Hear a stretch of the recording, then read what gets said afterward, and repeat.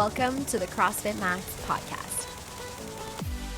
What is going on, team? And thank you for tuning in. Listen up.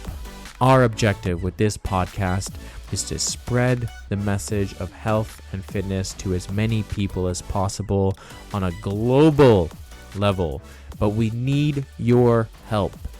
We have now over 20,000 downloads on the podcast. But the way this podcast gets spread out to more people is by ratings and reviews. So if you haven't yet, make sure you go down, you take 10 seconds to give us a rating and a review on whichever platform you're listening, and let's keep spreading the message. Thank you so much, and let's get to it.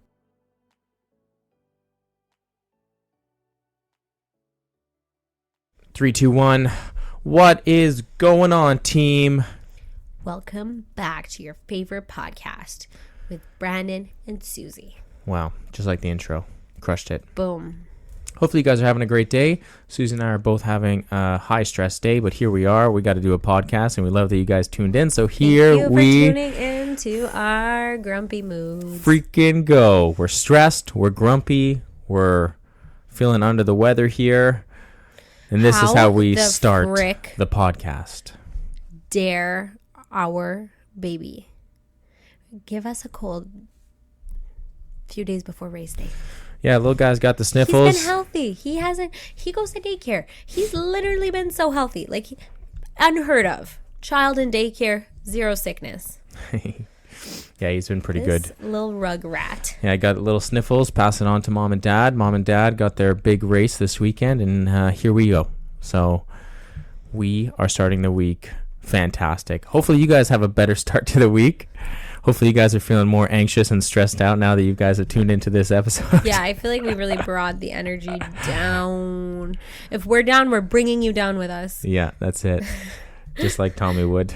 Just like Tommy. What has gotten into him the last few days, huh? I don't know. But here we are. We have race weekend coming up Saturday. Next week we're going to do a race recap. Susie's goal is to hit 1 hour 30 minutes on her half marathon. No, I'm kidding. Absolutely. What is your goal, my love? To PR. To PR, which is for the people who 157. obviously haven't memorized your PR. It would be to hit around 157 or less. 157 or less. All right, my goal is to hit 145 or less. Actually, it's under 145. So 144.59 is my goal. What are your thoughts and feelings going to be if you do 145.02? 145.02. I must walk back to the start line and then redo it. I'll be pretty upset if I do that. Yeah. Not going to lie. I mean, I'll be internally disappointed in myself. I don't know if upset is the word. I'll be disappointed in myself because I feel like I have what it takes. And I don't want to put those dark thoughts into my mind.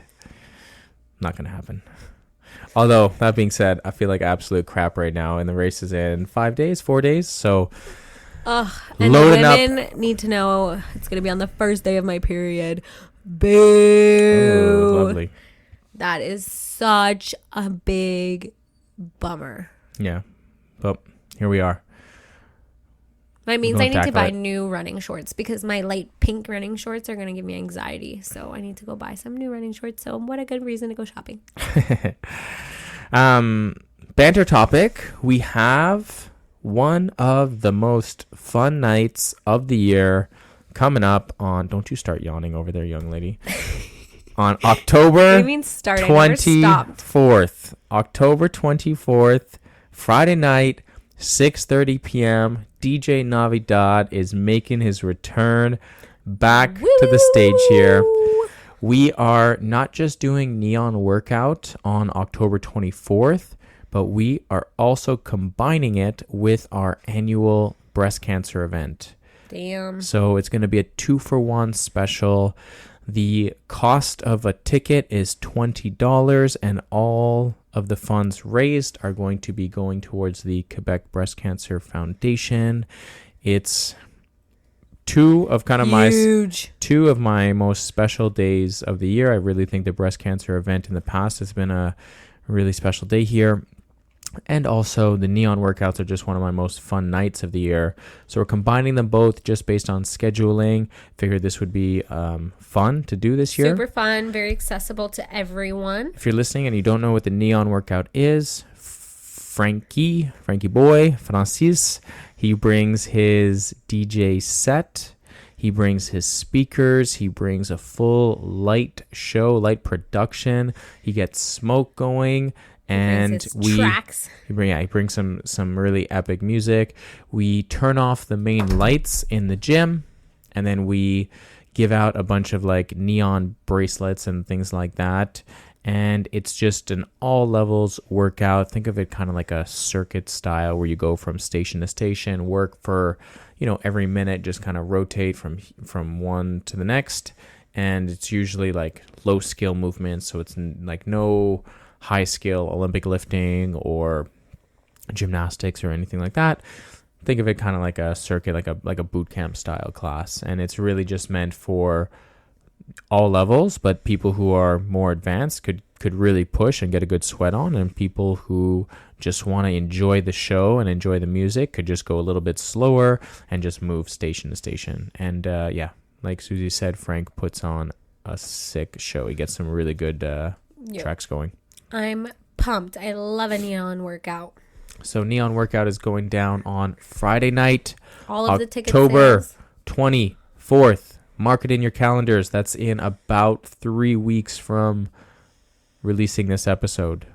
That's October 24th, 2025. Damn.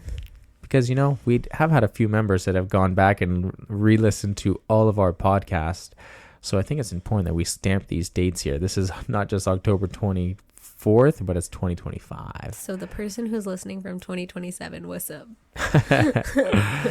Hopefully we're still doing neon workouts by then. And podcasts. Yeah. But yeah, so mark the date. It's really cool. All the funds get thrown to the Quebec Breast Cancer Foundation for a good cause. All right. And then make sure you show up. Wear a bunch of bright pink, white, all the things, black, all the things that'll make the pink pop up. Yeah. To make the pink stand up. Not in the neon workout. You're going to wear black. To make the pink extra fluorescent. Yeah. Also talked to Cassina, one of our awesome members, and she was thinking about doing some cool like little paints. She does like face painting. It wouldn't be face painting, but it would be like little, maybe the pink ribbon on your arm. Cute. I love it. Little stars here and there. So yeah, it's gonna be a good vibe, and we'll do a raffle like we have in the past. Great. And try to get some cool prizes to donate away. Did I miss anything? No. Did we say that DJ Navidad is a pretty freaking good DJ? Might have mentioned it. Okay. Topic of the day. Tell them, my love. I'm so sorry. Go. The topic of the day is... I don't want to say it wrong. I'm in my head now because I said it wrong earlier. You were like, you can't say it like that. That's not how you say it. What's the topic, babe? The topic is scaling workouts and how to get the right dosage of intensity. Love it. Right? Couldn't have said it better myself. So let's... Where do you want to start? Okay, well, let's talk about, first of all, what do we even mean by scaling a workout? Well, what do we even mean? That's a good question. So when typically in a CrossFit gym, there's a workout of the day. Whoa, no way. There's a workout? You heard it here first, folks. And typically this workout is written in what we call the RX format, the prescribed format. Yep. But that doesn't mean that everybody who does the workout is obliged to do it as exactly as it's written. Mm-hmm. And so if we are not doing the workout as it's written, we are scaling the workout. Yep. Okay, another word for scaling, modifying, something like that. And a lot of people, if not all athletes, have to scale at some point in the workouts. Usually people start off by scaling. And yeah, that's what we're talking about. That's what we're talking about. Yeah. All right. So do you know where RX comes from? Yeah. Tell them so they know. Like a prescription. Yeah. So from like doctor's prescription, right? So that little RX symbol, that was something that Greg Glassman implemented in CrossFit into the early stages. And yeah, so oftentimes when people think that they're scaling, they think that they're not getting the same workout. Right. And just to give people an understanding of how we program the workouts, you have to program the workouts according to the elite athletes, right? So you don't want to program workouts where you say, okay, like the RX is an empty bar, right? Because the people who do the workout empty bar but are stronger, who have been doing CrossFit, let's say for a few years, they're going to be like, well, this workout's pretty easy, right? Yeah, and then it's not the same. Exactly. So what you're thinking about is you're thinking about the higher level athletes, and you're thinking about what is the appropriate stimulus I want these athletes to feel. And then from there, how do I get everyone else in the class to feel the same or to build up to the standard of getting towards that RX? And oftentimes people think, oh, well, if I'm just going to scale, I'm not going to get the same workout. I'm making adjustments, or I'm not strong, or I'm not fast enough. Right. But that couldn't be further from the truth. What we're trying to do is we're trying to have a progression to get you towards the RX. Okay. So I guess, do we want to give like examples of certain situations? Yeah, let's do that. I feel like it's so much easier to talk in an example. So where do you want to start for the example? Do you want to start from like the beginner level? Yeah. Do you want like an example of a workout? Sure. Okay. You want me to give the example of the workout? Sure. Let's take yesterday's workout, for example. Yeah, Yesterday is such a good workout, and to talk about from this standpoint. Okay, yes. That's simple. We'll talk about just our conditioning piece. Our Metcon yesterday was an AMRAP of 10 minutes. Yeah. Where we had 1 bar muscle up, 2 hang power cleans at 155 for the men, 105 for the women as the RX. And then we had 3 box jumps at 30 inches for the boys and 24 inches for the ladies. So it was a relatively short time domain to work out. Like 10 minutes is not a lot of time, so right. It's not super long. And then the rep scheme is very low, so 1, 2, 3. It was so fun. Yeah, it was good. It seemed like I didn't do it, but it was a lot of fun. I coached it a lot yesterday. And the movements, although the rep scheme was 1, 2, 3, the movements were at a, let's say, higher skill. Right. So you had like the bar muscle up, which is one of the most advanced gymnastic movements you're going to do. You have the hang power clean, which is an Olympic lift. And then you have a very high box jump of 30 inches for the guys and 24 for the ladies. Right. So when we look at that workout, I'm thinking about the higher level athletes and how they're going to be able to cycle through that workout. They're going to be able to go through, get that 1 bar muscle up. They're going to maybe take a quick second before, to try to kind of settle themselves in before they kind of jump up and then do a swing. They're going to go over to the barbell. They're going to be able to deadlift that bar, and then they're going to be able to do 2 unbroken hang power cleans. And then they're going to go up to the box. They're going to take a quick second to adjust their feet to make sure they're jumping a little bit higher here and then getting set on that box. And then they're going to be able to do a decent amount of rounds. Like the 1, 2, 3 for the more advanced athlete is going to be able to get quite a few rounds in. Right. You did this yesterday. How many rounds? Did you have the top score yesterday? I did. Oh, nice. What did you get? 15 rounds. 15 rounds. So that is around every 20 seconds. That makes sense? What? Is that around every 20 seconds? No, it was 10 minutes. So 1 round per minute would have been 10 So 45? rounds. So yeah, 45 seconds. Excuse me. Yeah, that's bad math. So 40. Yeah, so 1 round every about 45 seconds you're able to hit, right? But that wasn't, I would imagine, I didn't get to see you because you did the 6 a.m., but I would imagine there wasn't like this constant flow of bang, bang, bang, bang, bang. I would imagine that there was slight pauses in between each thing. I was like walking between stations. Yeah, gotcha. So if I have an athlete like Susie who can do all of this RX, you did it with Malice in the morning. Yeah. And there was a few other athletes. Who else did this RX? I'm trying to think.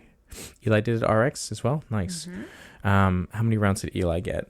9-ish. 9-ish? Okay, gotcha. So the goal was to be able to get close, when I programmed it, close to 10-ish rounds, give or take, plus Plus or minus. Yeah, plus or minus 2. So when we're looking at that movement and you're thinking, okay, example 1, you're like a beginner athlete, like you're doing your first few weeks here. We actually had Ina, who did her first class yesterday, who was lovely. Shout out to her. She came and did like a free trial with me in the afternoon, and she had a little bit of CrossFit experience. And I was like, we could do a workout right now after getting to know her and stuff. I was like, we could do a workout for like 15-20 minutes, or what are you doing in a couple hours from now? I would love to have you actually participate in the group class to see what it's like to be with the crew, and it was a good class. Mel Boucher and Alexa were in that class, so it was like just so she's like, yep, I'm down. So she came back like 2 hours later just to do the group class, and she also came back this morning as well, so back-to-back days. So shout out her. All right, we love her. Get it, girl. Yeah, and yeah, so example 1, your first few weeks in the CrossFit, or even first couple months, and you're thinking, okay, well, bar muscle ups, I don't have that. Hang power cleans, I'm just getting used to the hang power cleans, right? Mm-hmm. Sometimes people don't even know what the hang power clean is until they see it, which is totally normal. I remember my first couple months of CrossFit, the coach would be like, okay guys, we're doing hang power cleans, and go get a barbell. And I would kind of go grab a barbell and just like look at other people and hope you figure it casually slowly walk and wait and be like, oh yeah, okay, I see that person doing, that's the movement. Okay, yeah, so there's a whole language to CrossFit. Yeah. And then just like the box jump, maybe it's scary. Maybe you don't have the strength yet to jump that high. Right. So what do we have to do to get that dosage of intensity? Well, we got to figure out some sort of pulling variation that is somewhat challenging, right? Because I would imagine when you were doing the bar muscle ups, they weren't overly easy. I would imagine that there was still like a challenge to it. Definitely. The hang power cleans, that probably wasn't a super lightweight. It was probably on the moderate side. Yep. And then the jump probably took just a little extra second to just kind of gather yourself. Yeah, the first one kind of like spooked you a bit. You get a little bit of a like, oh shit. Yeah. Because as women, you get so used to jumping on 20 inches. Yeah. The 4 inches makes a big difference, just like mentally. Yeah. Then once you land the first jump, you're like, oh yeah, okay. Yeah. It was actually cool to see so many people jumping on the high box yesterday. But yeah, so you have someone first couple months in CrossFit, first few classes. Well, you got to make sure they do a pulling variation. Now, pulling variation is going to change for each person, and that's the beauty about CrossFit, is that each person has their own level of fitness. I've had people come in and really weak with a barbell, really weak, like they struggle to deadlift 135 pounds for a male athlete, right? But I get them to do a pull-up and they could do 2 or 3 strict pull-ups, right? So on the flip side, I've had, male athletes come in and not be able to do a single pull-up and be able to deadlift 225 pounds. Right? So like, that's the beauty about CrossFit. Everyone is starting at their own journey. So from a coaching standpoint, what we got to do is we got to figure out what's the best stimulus for each person to get that dosage of intensity. Right. So everybody, like, just to kind of reframe when you're saying, everybody should feel similarly about the workout. Obviously, if it's your first week ever and you've never worked out in the last 10 years, you're probably going to feel slightly different than someone who's been doing CrossFit for 10 years. Yep. But everyone should have the same sort of feeling about the workout, even if the work or the actual movements that are happening look different. Yeah. So in this case, what we did is we gave different type of pulling exercises. For example, I gave, let's say, level 1 being the bar muscle up. Yep. I categorized level 2 being the chest to bar pull up. So if you could do a kipping chest to bar, then you would do level 2. I said level 3 would be the kipping pull up. And then level 4 would be really hard ring rows. Got it. Right. So most people who are just kind of starting off, they're doing level 4, they're doing ring rows. Now for that person, doing 1 ring row is not really going to give them the intensity that they need. So what I made them do is I made them do 4 ring rows. Got it. Whatever level they chose, that's the amount of reps that they did. Right. So if you were level 2 and you were doing chest to bar, I made them do 2 chest to bar. If they don't have chest to bar and they had pull-ups, I made them do 3 pull-ups. That's just one variation you could do. You could obviously make them do one really tough ring row and maybe like one push-up if you wanted to get them to a pushing variation, but I wanted them to kind of cycle it relatively quicker and kind of get in and out of that movement while challenging themselves, right? Because the person who is first couple months into CrossFit and maybe they lack the pulling strength, well, 4 ring rows is going to be a good day of pulling for them, right? It's going to help reinforce the back. The next day, they're going to feel the arms. You're going to get the pulling mechanics in. You feeling it? Oh, my arms are so sore. My triceps, actually. And then for them, the barbell, depending on what their level is, in terms of like Olympic lifting, it might be a light barbell for them. Or sorry, I should say for them, it's going to be a moderate barbell, but they might be with lighter weights on. Got it. Yeah. And I'll use Ina as an example. Yesterday, she did 45 pounds, and that was a moderate weight for her. She put 5 pounds on each side, and it was a good weight for her to challenge herself. That's it. Yeah, and she was able to still work on the technique of the clean, the hang power clean, and still challenge herself with the load. It wasn't really light for her, but it also wasn't this really like devastatingly heavy weight for her. Right? And that's how it should be. And then the box jump, for those people who are thinking, wow, 24 inches or 30 inches, like that's super high. Well, what we made them do is just jump on a 20-inch box, or for males, a 24-inch box. Right? So just try to jump on a lower box, but just get the plyometrics of jumping. And then what I did for my other classes for some other athletes who are just scared to jump on the box, period, we just stacked up some plates, right? Because I want a smaller jump. Yeah. So instead of jumping on a 20-inch box, they just stacked up like 5 or 6 45-pound plates and jumped on, let's say, a 15-inch stack of plates, because I wanted them in this situation to get some plyometrics, some really like aggressive hip extension to force their body to jump in the air, and also build a little bit of confidence, rather than just doing step-ups. Yeah. Maybe in a different workout that had box jumps in it, step-ups would have been a good scaling option, but not this one. Yeah, and like a workout that has a lot of box jumps. Yeah. Then maybe either jumping on a lower stack or stepping up on a box is great. So that was for like the really novice scaling athlete. Yeah. Right? For the more intermediate athlete, I'll kind of use like intermediate, a novice to intermediate, and then I'll say intermediate to advanced here. Okay, all right. So novice to intermediates, what they did is they probably did something like kipping pull-ups instead. Right. So maybe they have some strength to do some, swinging on the bar and have some strength to pull with their upper body. And maybe instead of 105, 155, they were able to do something around like, 75 or 85 pounds. So they were kind of close to the RX weight, but they were still challenging themselves with a moderate weight. Right. And, they were either jumping on a lower box, or they actually had the strength to be able to jump on a higher box. All right. And then the intermediate to like a little bit more than that, intermediate to slightly advanced. I'll use Frank, DJ Navidad, as an example. He hasn't done bar muscle ups in a long time. He's been practicing his ring muscle ups, which he got, but the bar muscle up just felt really off for him yesterday. He hasn't practiced it in years. So he was able to RX the 155 bar. Yeah. He was able to jump on the 30-inch box. Right. But when it came to him just getting on the pull-up bar, it wasn't getting it. It wasn't happening. So what he did is he did chest to bar pull-ups. Right. Right. So he was able to probably maintain the similar rhythm and similar pace that someone was pushing, right? Yeah. Now, you did a lot more rounds. You were every 45 seconds, but the goal was to get around 1 round per minute. What, is that just because I'm so fit, babe? So fit, my love. So that gave it gave him the opportunity to still go through the motions here and still get a moderate barbell. Still gave him the high box jump, and he was still able to do a higher level pulling variation. And I think, if I'm not mistaken, he got close to 9-ish rounds. Yeah. Right. So it still gave him the opportunity to experience that.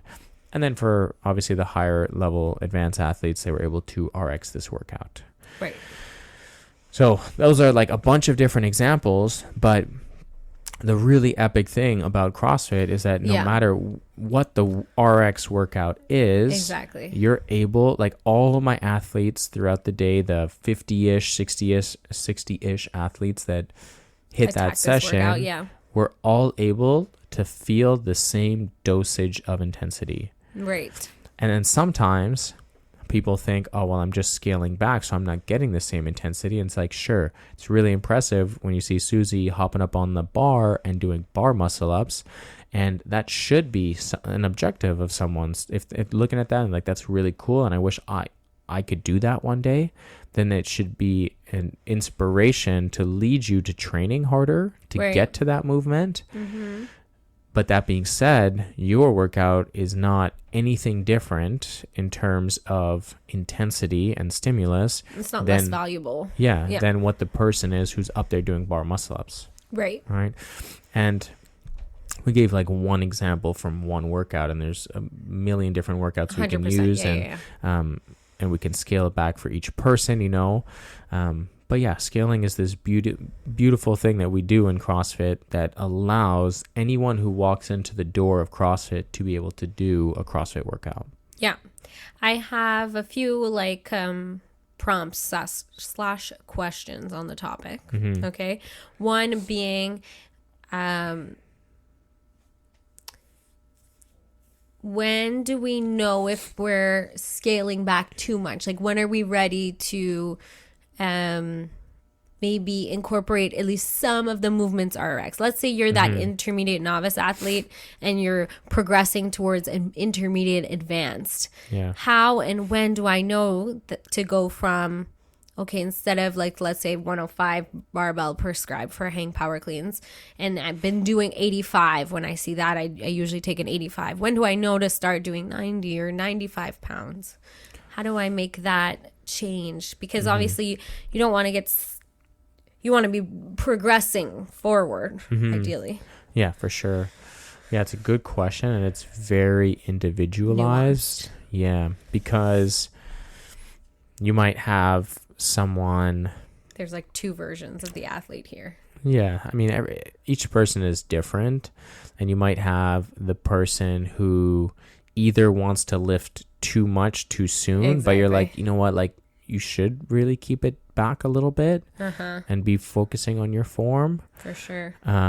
Or there's the other athlete that is just comfortable, Exactly. right? And it's just like, hey, you That's can the go. two camps. You don't have to just put those green plates on the bar. You know, like you could go 95. You can go 95. Yeah. Yeah. You don't have. There's a middle weight between 105 And 85. and 85. You don't have to just stay at 85. You know, you could go at 90. You can put 2.5s on more to that Exactly. side. You know. Exactly. So to answer it, I would say, in a broad answer, yeah. if you're someone that is always doing the same scaled and not challenging yourself, because remember, you want to first go back to what is the intensity, what is the stimulus of the workout, and how am I going to bring that intensity?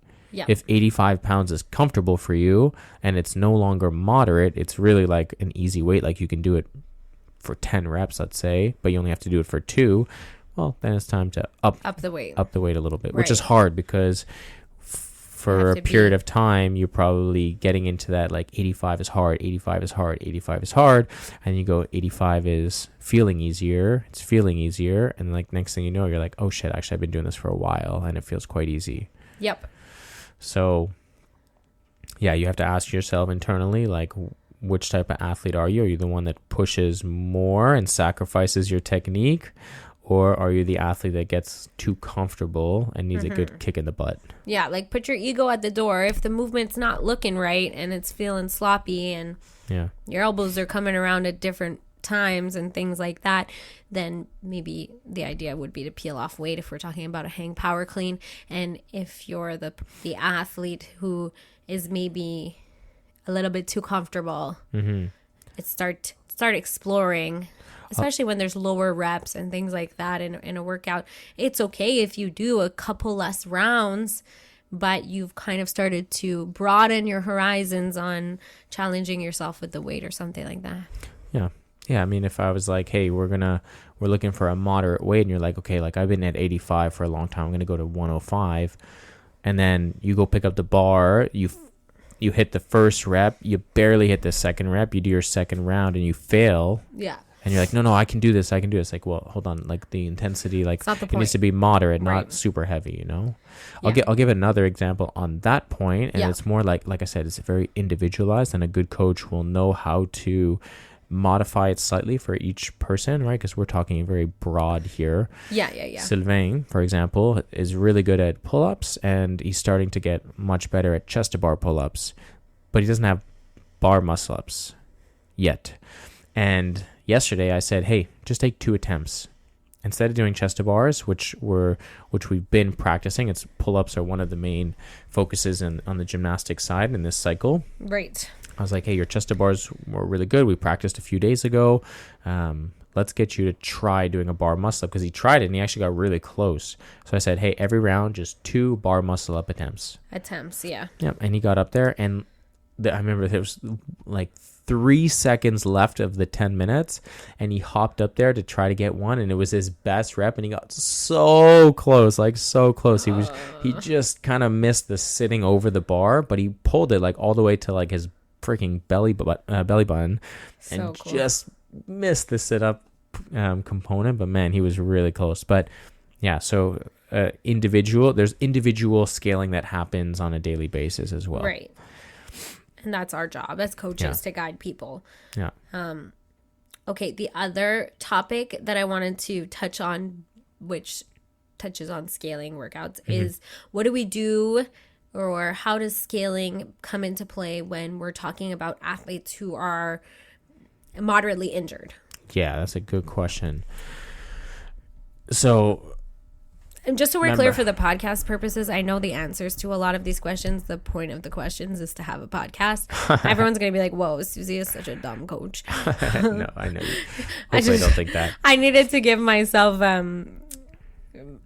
credit there for a second. For sure. Okay, so let's talk injuries and scaling. Yeah, well, each person has their own injuries. And again, always going back to what is the stimulus of the workout. Right. So is the workout meant to be short and fast? Is it meant to be longer and slower? Right. Am I supposed to be doing a lot of rounds? Am I supposed to be doing minimal amount of rounds? What is the injury, right? Like, do I have just a little tweak in the shoulder, or did I fall off my bike and dislocate my shoulder, and now I can't use any of my right side, right? So it's like you got to know what the injury is, but it's always important to know, like, movement is medicine, and when you're moving your body, you're going to be healing your body here. Yeah. But you got to be smart. All right. So the first thing that comes to mind is more like the stubborn mind, which would be more like me. And it's trying to like push through the injury, and you just want to be careful at, depending on the severity of the injury.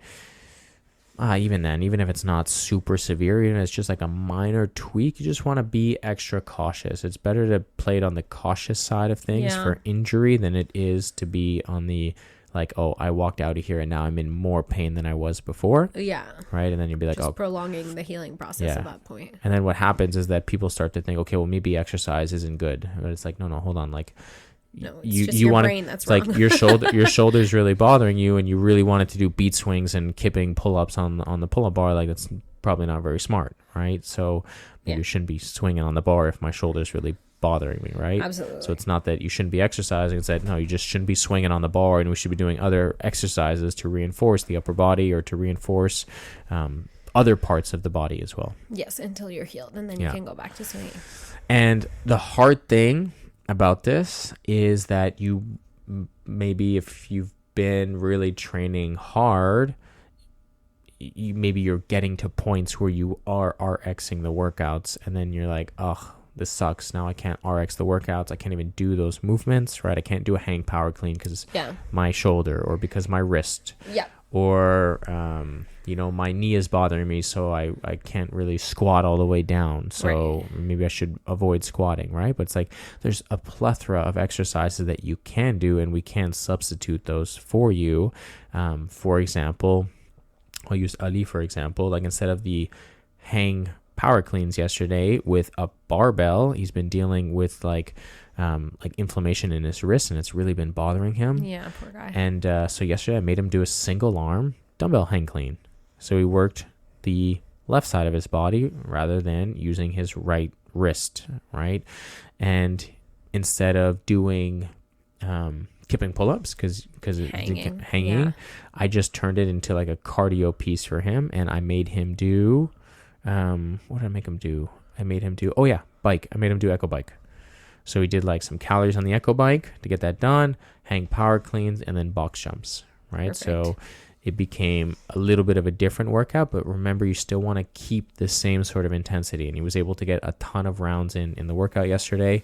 Yeah. And although it was slightly different in terms of like, okay, he wasn't targeting his upper body to pull, we found the dosage that was appropriate to him. Yeah. And the echo bike is still like, there is still a pulling sensation that happens in that movement. So it's not so far off, you know. Exactly. I feel like as coaches, our job when someone comes to us with an injury is to find movements that are somewhat similar to what we're doing in the class, even if we entirely change the workout, to find something where you're going to be either pulling or pushing, if it's a push or a pull movement, in a position that's going to be tolerable to whatever injury they have, even if that means switching out an upper body for a lower body movement.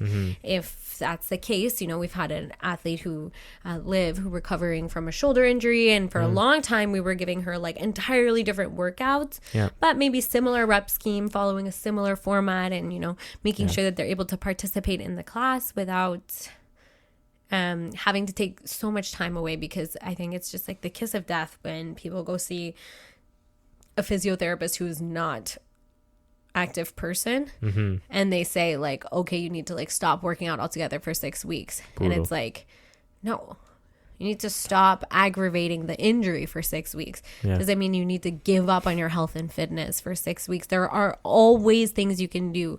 We've had athletes training in our gym who have like broken ankles, and we're able to give them things to do for many months. Where you have athletes, we had an athlete for a long time who literally only had one leg, and we were able to give him plenty of modifications for the workouts. We still have, you know, people with little injuries here and there. There's always something that can be done. 100%.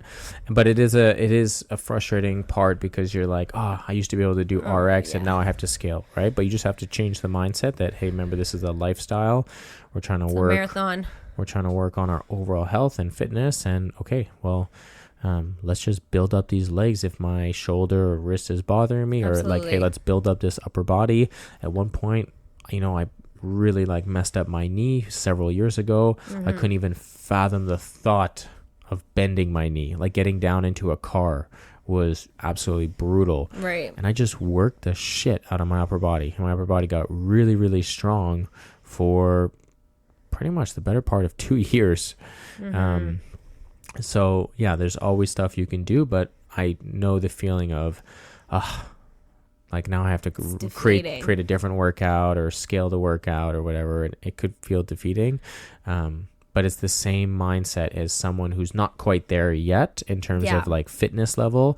If you see the RX workout, it should be something that you're strive towards getting to, rather than feeling discouraged of like, oh, I'm scaling. Because I think honestly the best workouts I've done have been the ones that I have to scale, right? Because I've haven't been strong enough, and I've built up the strength, and I've had the inspiration to see, you know, the 40-year-old moms next to me. Gives while I'm like, hunger. I'm seeing like 40-year-old moms jumping up on the pull-up bar, doing like tons of kipping pull-ups, and I'm over here doing ring rows because I don't have the strength to be able to do a pull-up yet, you know. And I'm like, I want to be like that 40-year-old mom who's doing kipping pull-ups right now. I'm gonna be that 40-year-old mom. And I'm like this 20-year-old kid out of like college sports, and I'm like, oh geez, I can't even do push-ups on my toes right now. And they're like busting out Cindy. They're doing 5, 10, 15 of no like problem. Kipping pull-ups, push-ups, and air squats, and they're getting like, you know, 18 rounds in, and I'm like, man, I'm on round 9 and I'm doing ring rows and push-ups on my knees right now, you know? So absolutely, let the other athletes be like the inspiration, but don't ever think that because you are scaling the workout, you aren't doing as good of a job. Right. And I would say also don't ever look at a workout and think like there's a movement I can't do because of an injury or because of my current level of fitness, so I'm not going to go today. Yeah. Because that's our job as coaches, to make sure that there is something that you can do. Yep. Hell yeah. All right. We're going to end the podcast the same way we always do, with client of the week. Pew, pew, pew, pew, pew, pew, pew, pew. And this is a bittersweet client of the week. Oh, yes. Because I'm sad now. this client is not with us anymore. Well, she's alive. She's dead to us. No, I'm kidding. No, she's we gone. love her so much. She's gone for the next couple months, but for good reason. She passed her physical exam to get into, do you know the name of it officially? Police Academy. Police Academy, but I have can't no idea. I can't remember the actual name. I have But literally no idea. she got I just into made her that up. police academy. She passed the physical. A few weeks ago, she hired me to work one-on-one to get through the actual physical test that she had wasn't to messing do. around, this girl. She's put in a lot of work over the last, I think it's been a year now, right? Yeah. It's been over a year. And she passed the physical, got accepted into the school, and she's there for the next, I think, 3 months. She's done in January. I'm So what is devastated. that? October, November, December. About 3.5 months she's going to be there.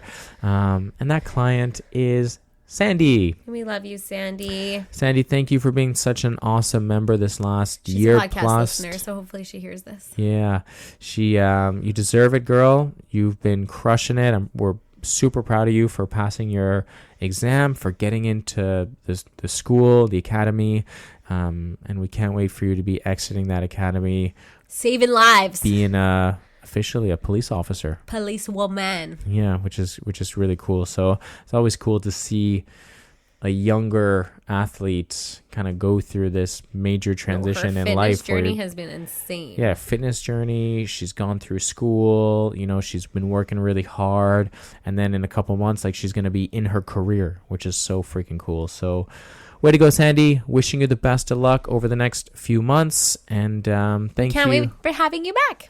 Thank you for being such an awesome member here. I'm going to miss your smiles. I'm going to miss your, little whines here and there, followed by your, I know. And then just adding more weight on the bar. But just so we're clear, she's not dead. She's fine. She's just off at Police Academy, and she'll be back.